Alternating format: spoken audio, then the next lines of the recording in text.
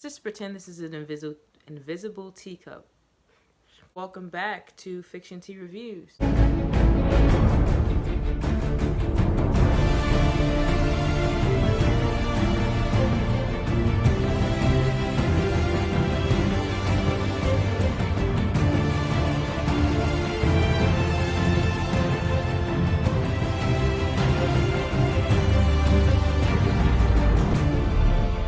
Talk about the Netflix Arabic horror movie that I watched yesterday. It's called 122, and believe it or not, it was actually pretty good. So it is about a deaf woman and her boyfriend who transitions, I believe, into her husband, who gets into a car accident, and they both end up in a killer hospital where they still / I believe harvest organs.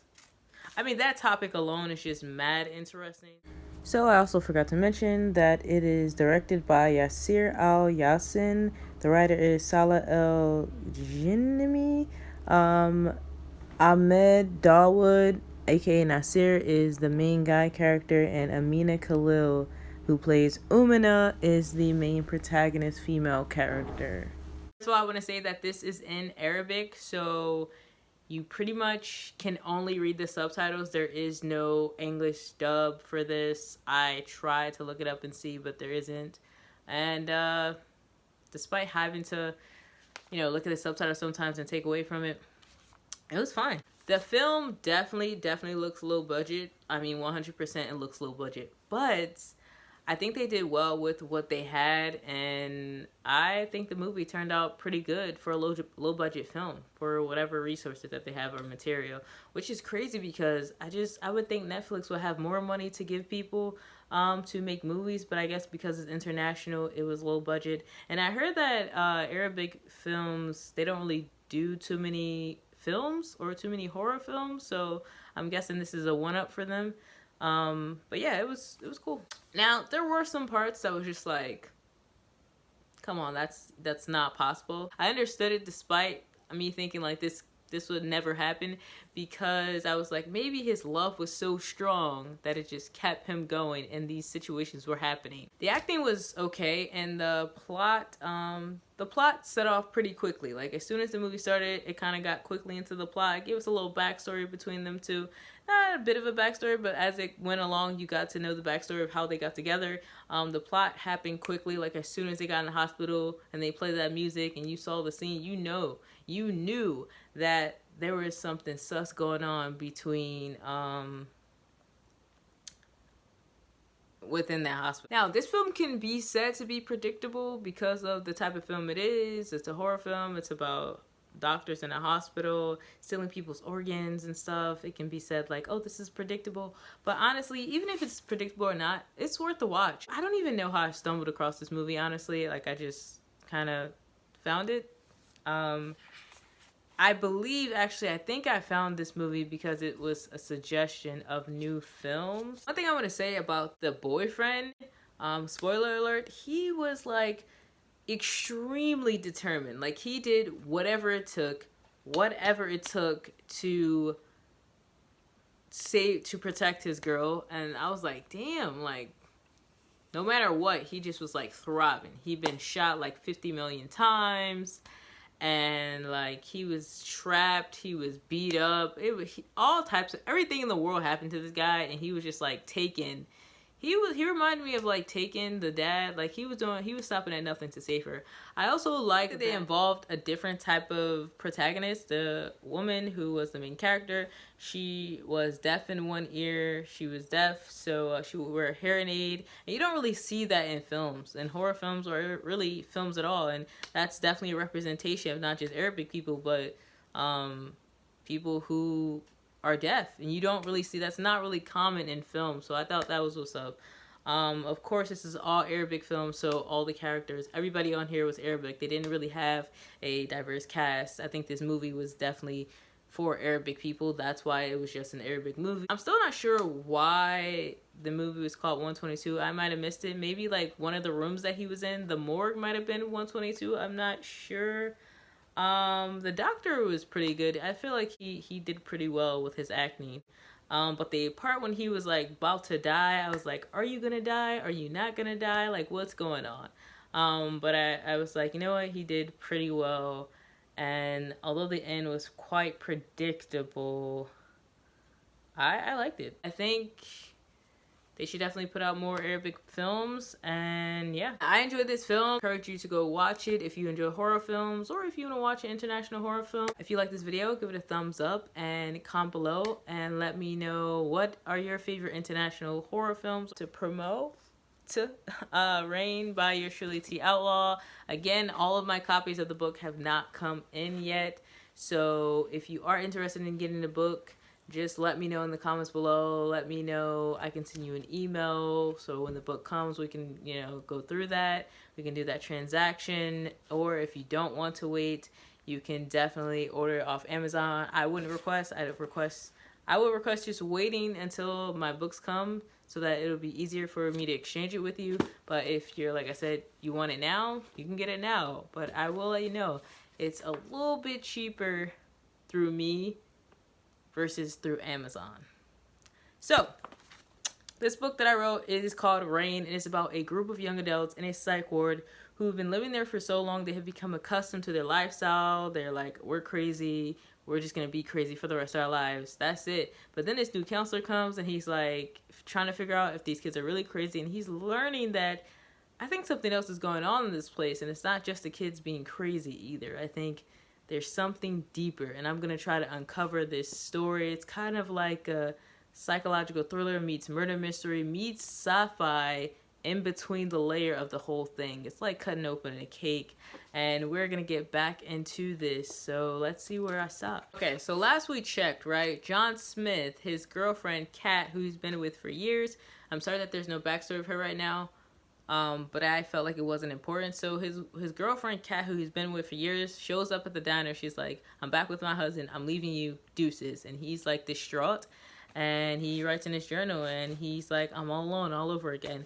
And now we get into chapter 7, Demons, with Joseph. Hello? Hello, Joseph, can you hear me? A distant breeze whispers. I pause to remove dirt from my fingernails. A male voice passes by. Is that all you remember? Yes. I look up to see L. All right, Joseph, you can go. He flatly says. I glance down at my dirty fingernails. You can go now. He leans in, touching my knee. Joseph. My head snaps back into false reality, transcending from gray beams of light to darker, and darker shields. Oh, right. I stand introducing myself before leaving the office. I proclaim, Hi, my name is Joseph Wright. My mother calls me Joe. I live in this place called an asylum, and So that was a flashback of Joe talking to his old doctor, L. And if you guys remember, L... actually, John Smith met L at one point, but yeah, L is very important in the story, and you're gonna find out why. Hey, interrupted from afar is her. Why can't she just go away? Perhaps if I ignore her, she will leave. I turn away from her view, but I can hear steps, a squeak from the bed, then I feel her. Her body pressed against mine like two skinned wooden broomsticks stiffen. I don't say anything because I know what she wants. I simply lie flat on the bed with my toes pointing north while she bobs away, retrieving every nerve and blood vessel from my insides. My mouth seeps a moan after she's done. She walks over to her bed. We lay in dark silence. I really wish this would stop. I want to tell her to stop doing this. Kale. I turn facing her bedside. She's fast asleep. The next day, we're awakened by the woman in red who tells us we're invited to go on a field trip. She says that first we have to pass some sort of evaluation test taught with Newbie. I don't see why we have to take a test. Don't they know we're crazy? But I guess Newbie is still convinced otherwise. I scratch my testicles. I gotta stop letting KO do this. It's unethical. I walk into the room. I'm told I'm the first one. I notice Newbie is sitting next to someone. At first, I can't actually see his face until he smiles. It's him. It's L. So remember, he just had this flashback dream about L, his old doctor. And now he's meeting him again face to face. I can feel warmth light my face like a candle. I scream his name, running into his arms, embracing his grip. I squeeze him tightly. He rubs my head. My boy. Suddenly the inevitable occurs. The tears smack my cheeks. Newbie sits in silence, scribbling away on a piece of paper. L asks, "How are you, Joe?" His voice is calm. It smells like cinnamon rolls and fresh cut grass. His skin is still tan smooth like I remember, and his smile is white as chalk. L loves the garden. He would always bake me cinnamon rolls, bringing some for the others too. His eyes are tiny hearts full of love. I say, letting him go, "What do you think? That I'm just swelling this place, huh?" I shake my head in confusion. "Right after you abandoned me," I aggressively point. I don't mean it, but it's been building up for a while. Our eyes meet. I, I can guarantee I look like one of those neglected animals on those animal shelter commercials. I can even hear the song playing. Elle looks at me sternly. "Joseph, I told you. I told you. I, I gave you an ultimatum." He's sobbing now. Great. I feel bad, but I can't let him see my truth because I'm too livid to fully care. "Help me," I plead on my hands and knees with discernment. "Take me away from here, please." He quickly apologizes, exiting the room. I don't bother to follow him because he won't be back. Newbie stares at me with this stupid look on his face. He's nervous, yet stays. For a moment, we sit in silence until he clears his throat. Elle just took off. John Smith now. "Are you, okay, Joseph?" "Yeah, I'm fine," he says, dusting off his pants. He takes a seat. "But why was he here in the first place if he was just gonna walk out like that?" "You shouldn't have told him to come," he scowls. "I saw him walk in. He asked to see you, claiming he had to tell you something, but I guess that he couldn't bear it." I write down a few notes. Joseph is reacting as if he is disassociated from Dr. L. However, what they share is powerful. When they were in the room together, the vibe was different. It was homier. If I was to guess, I would say that Joseph and Elle have known one another longer than him and Samantha. I would assume they have known one another for centuries. "So, how long has he been your doctor? Tell me more about him." I distract my skepticism. Joseph rubs his temples as if annoyed. A deep exhale escapes his mouth. "He was here to evaluate me, to see if I can see my family, wasn't he?" "I don't know. I thought that was my job." I chuckle. But Joseph doesn't seem to think I'm very funny. He yells, "No!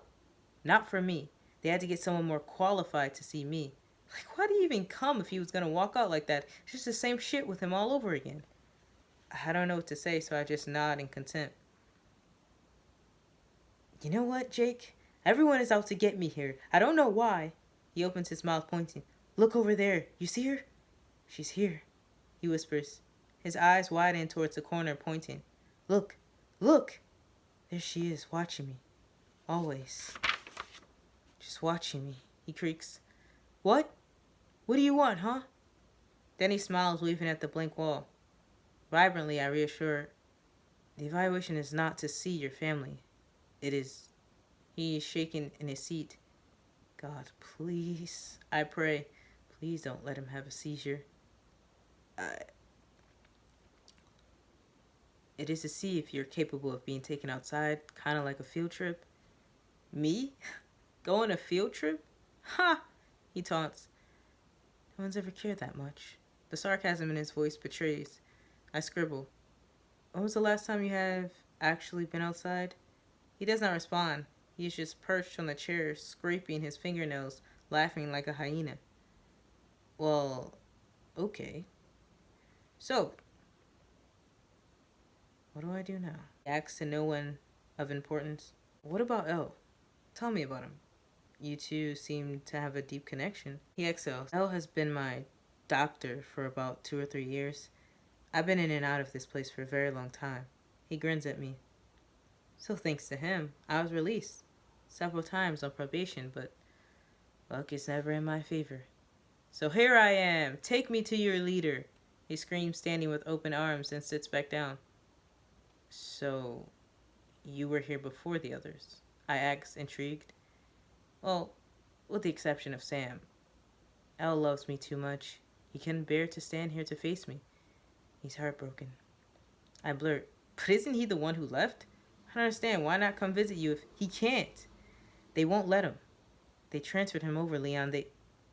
His words trail off into a new topic. I had this roommate named Tommy. He's a total fucking psycho. In love with me, too. So, he chops up his date, then puts her in a freaking container. He places one leg over the other, sitting up perfectly straight. He laughs. A fucking food container. He laughs louder, hysterically. Then the fucker brought her to dinner, his parents' house, sealed shut in a food container. Like, who does that shit? Right? He doesn't wait for a response. But they said that he points to me, then to himself. You and I, we're on the same level. I thoroughly take notes. Can you believe it? Me and Tommy. He chortles in seriousness. He loved my mother, though. I take a few notes before asking, who? Tommy? What? No, not Tommy. I sit awaiting a response, but I never get it. He just stares into thin air. I look at him and say, I want to take you outside, but I have to make sure you're stable enough. He answers, I mean, others will be there, but like the woman in red. His eyes are popping out of his skull frantically and his mouth is open. Yes, in Western, I reassure him. Western, huh? He looks around, cocks his head to one side, then lifts his chin to ask, you like Western? Sure, I grin. He cackles like the Joker, clapping his hands amused by almost everything that I say. He sits back in the chair, shaking his hand, staring at it. He's a flip-flopper, you know what I mean? His eyes are on me. I'm, not sure I do. You know, he laughs, then darkens his tone as if to tell a spooky story. One minute he's this nice, cool dude, then the next, he snapped his finger. Pop! It's as if he's playing a role. He pauses. Yes, of course we all have our games to play, but him? He's playing a different type of game. One that involves... He smiles. He stops midway to look around the room, crossing his legs. Joseph, do you remember what happened the other day with the guard? You mean the one that quit? Quit? I'm baffled. Yeah, they didn't tell you he quit this afternoon. Poof, gone. But, so he did do it. Do what? He smiles as if to hide the truth. Does he remember beating up the guard? You beat him up. Who? The guard. The one that hurt Kale. It struck something. A panic expression concealed his face. He ignores my question. Hey, Newbie, what do you think of my status? Is this stable or unstable? I think you know. Aw, come on. Don't play that reverse psychology shit on me now, Newbie. Joseph, I'm not. I think that you know your own status. You don't need my validation or anyone's, but personally I think you're capable of being outside in the real world, among others. I flip the page in my notes and read. It says here that there was a time Elle took you all out in the yard and there was commotion that you... He looks down ashamed. You told everyone to leave, to run and be free? Oh, that time. Thought you were about to mention something else. I did. Why? Because it's what most of them wanted. He rolls his shoulders back. Their freedom. They deserved it. Wouldn't you agree? He leans in his chair towards me. So, you were going to leave too then? Me? No, I wasn't. I was merely a decoy in their ploy, that's it. That's all I am, Newbie. That's all I am. A few of them escaped. He's holding his hands in diamond-shaped, walking around his chair in circles as if he's mimicking a scene. Yeah. He smiles. Like Tommy, Tracy, and a few others. Wasn't security there? I asked, surprised. No, only Elle. That's how great he was. He grins to himself. Once they found out kids escaped under his supervision. He makes a clicking sound with his mouth, and with his hand across his neck, he says, they cut him. Fired. Well, moved him somewhere else. He shoulder shrugs. I fold my legs. But surely it wasn't his fault. I mean, how'd he know your plan? Yeah, Joseph says. Sure. He smiles. How did he know our plan, John? That is a great fucking question. He grips the shoulder of the chair. Unless. I ask with suspicion. Unless. Joseph mocks me, smirking. He yells at the chair. Huh? Give me an answer, Joe. Elle planned it. With you. Joseph doesn't respond. He just stares at the seat. I have to edge for more information. I have to try. Would you do it again? If I say no, can I go on the trip? Please? He sits upward, grinning like a little kid. He's out of it. Or is he toying with me? We'll see. He leaps up. You know what I see, Newbie? He scratches his face. His hands spread out and his eyes bulge as if he's explaining his theories about an art piece. I see a shadow floating around you. It's dark and light, in and out, back and forth, haunting you. I listen intently. He's toying with me. He has to be, but before I can confirm, he jumps to a different topic. God, I miss my brother, you know? Joseph, the timer on my watch goes off. A guard reaches to grab Joseph, but he growls at him, jumps on the chair like a wild animal, and tells him to leave or else. A bit of time passes before they catch him. Then a question occurs. Is Joseph really crazy, or is he playing a game with me? With all of us? Now Joe is actually interviewing the kids to see if they can go on the field trip, and he's trying to get more information out of them, their backstory, their relationships with different people. We got Joe, who mentioned this other character, Tommy, who's actually going to come in like towards like the very end. And he actually plays a really pivotal role, which we probably won't know about until the next book after this. And we can see that Joseph's old doctor actually helped him escape before. So there's definitely something that Elle is hiding and not saying completely. He helped Joseph and the other kids escape before. It's said that Tracy escaped before and their other friend Tommy. So far we figured out that Joseph might be playing and he might not actually be crazy. And we learned that he actually has escaped several times with the help of one of the doctors. And yeah, we'll see what else happens. Like I said, if you like this video, give it a thumbs up and make sure you hit that bell button so they can get notified for my future videos. And I will see you all next time.